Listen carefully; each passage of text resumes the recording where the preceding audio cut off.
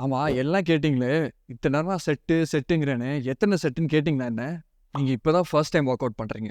இல்ல ஒரு பெரிய பிரேக்குக்கு அப்புறம் இப்ப தான் ஜிம்முக்கு திருப்பி வந்திருக்கீங்க.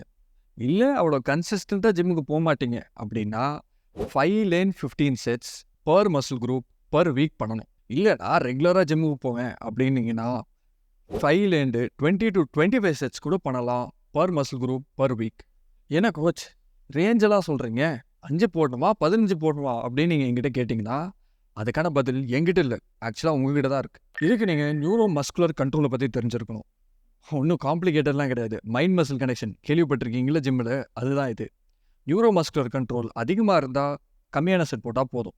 நியூரோ மஸ்குலர் கண்ட்ரோல் கம்மியா இருந்தா, அதிகமான செட் போடணும். இப்ப நீங்க ஒரு எக்சர்சைஸ் பண்றப்போ, ஃபார் எக்ஸாம்பிள் பைசெப் கர்ல் பண்றீங்கன்னா, உங்க பைசெப் கன்ட்ராக்ட் ஆகும். இதே எக்சர்சைஸ் பண்ணாம வெறும் மைண்டால யோசிச்சே கன்ட்ராக்ட் பண்ண முடியும். முடியும். ட்ரை பண்ணி பாருங்க.